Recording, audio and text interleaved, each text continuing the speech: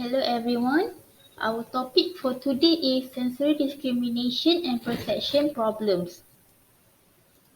First of all, we gotta take a look into proprioception problems. What is proprioception? Proprioception is the body awareness sense. It tells us where our body parts are without having to do. For example, this is my hand, this is feet, this is head. This helps to know where our body parts are relative to each other, which strengthens our coordination skills. It also tells us how much force to use when you're holding, pushing, or lifting objects. Without proprioception, we wouldn't be able to move without thinking our next step. For example, when you walk into a jungle and you see obstacle like stone, grass or something, your brain sends signal to you is to lift one foot ahead or to jump over them. The anatomy of proprioception. So proprioception results from sensory receptors in the nervous system and body. Most of the receptors are located in our muscle, joints and tendons. When we move, the receptors send detailed messages to our brain about our position and actions. Our brain processes these messages and works with your vision, nervous system, and vestibular system to create our perception of where our body is and how we are moving. What are characteristics of poor proprioception that we can see in children? First and foremost is they often appear clumsy, distracted, and awkward. Uncoordinated movements, such as finding it hard to walk straight, they may also tend to slouch themselves. Next, using too much or too little force in activities such as writing, clapping, or typing.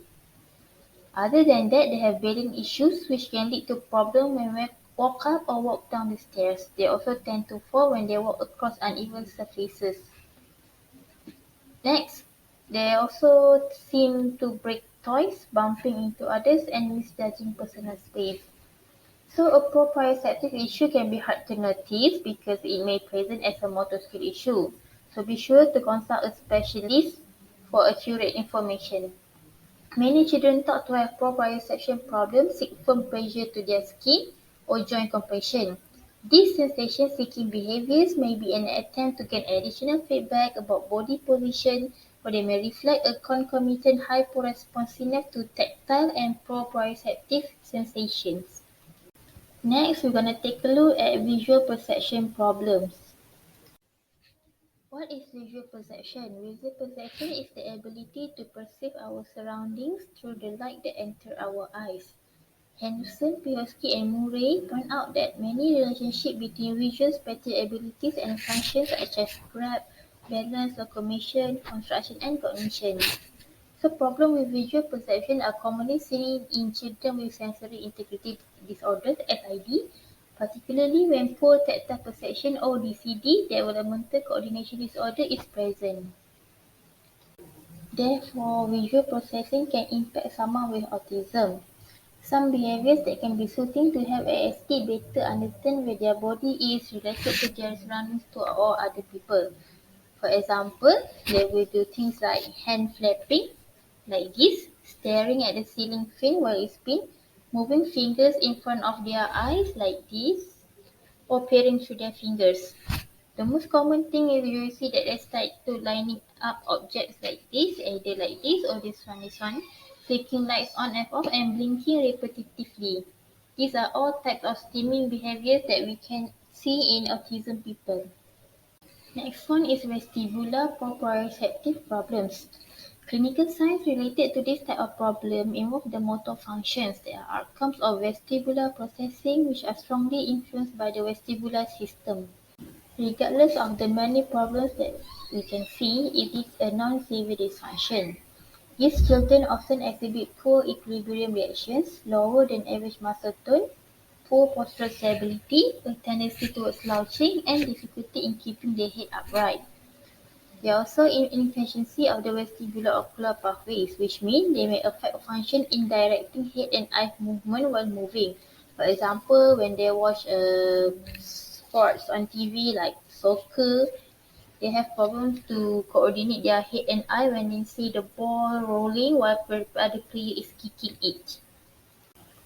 Next, impaired balance and equilibrium reactions. will affect competence in performing activities such as bicycle riding, roller skating, skiing, and playing games of course. Because again, these kind of activities or games or sport require lots of balancing.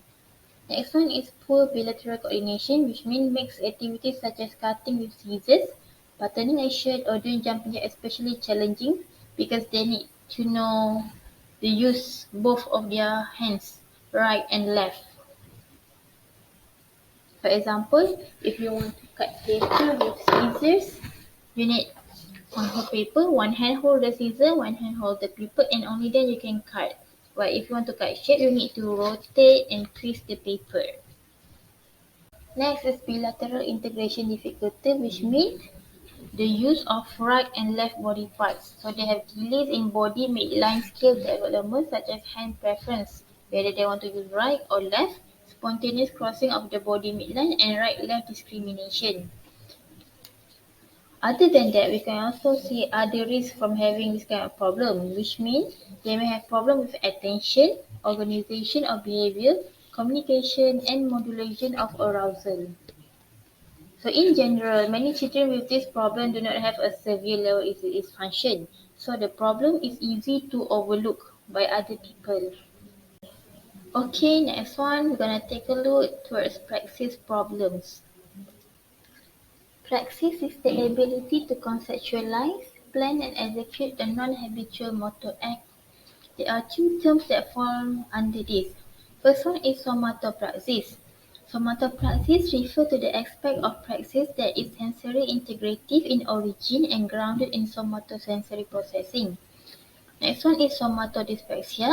It refers to a sensory integrative deficit that involves poor praxis and impaired tactile and proprioceptive processing, aka a disorder in tactile discrimination and perception. Iris hypothesized that good tactile perception contributes to the development of an accurate and precise body scheme, which serves as a reservoir of knowledge to be drawn on in planning new actions. What are signs that can be seen under somatodyspraxia? The children always appear clumsy and awkward. They do perform motor activities, however, they find it very difficult and often result in failure. They also have difficulty accurately imitating actions of others, unintentional breakage of toys, for example, when the child forcefully push an object that should be pulled, and skills like self-help and dressing, they find it very excessively challenging.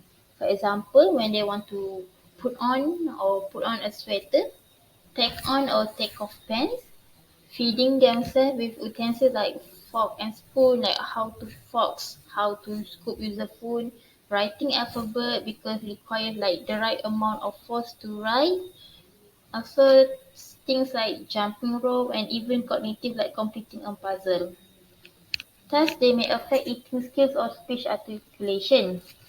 Other than that, they also have problem with ideation. Now ideation means the idea itself. So when asked to simply play without being given specific directions, these children may not initiate any activity or they may initiate activity that seems normal to them in general or seems to lack a goal. So typical response may be like wander aimlessly, perform simple repetitive actions such as petting objects, lining objects, pen object with no plan or whatsoever, or more sophisticated one like they wait to observe others doing an activity first and then imitate them rather than they initiate the activity or thinking first. Okay, last one, you're gonna see what are the secondary problems related to sensory integrity difficulties. There are three indirect effects that can be seen. First one is frequently misinterpreted as behavioral or psychological issues. Okay, sensory integrative disorder (SID) can fluctuate in severity from one time to another within the same child.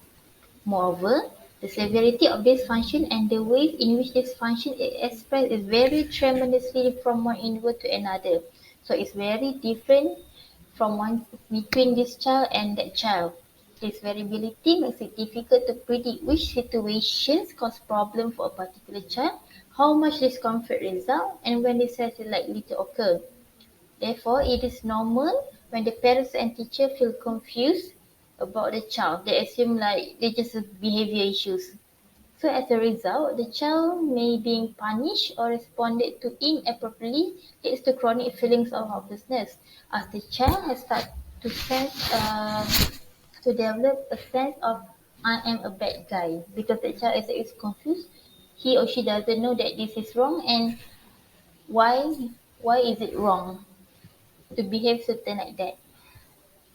The second effect is the gap between the child's sensory motor skill and the skill of this may grow, thus resulting lack of experience and diminished drive to participate in group play.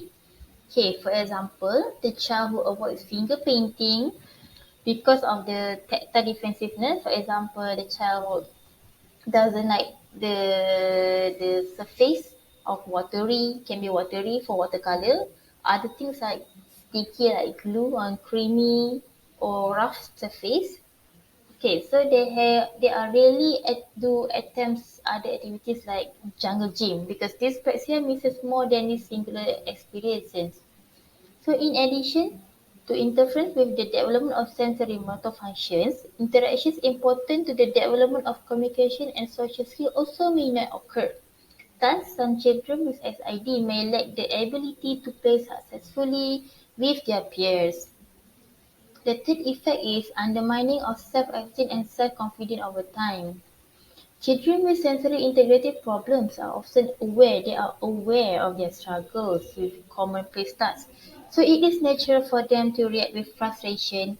Chronic frustration can negatively affect and detract from the child's feeling of self-efficacy, which is very important for everyone in the world to feel like they have the sense of worth giving. Instead, the child may develop feeling of developedness.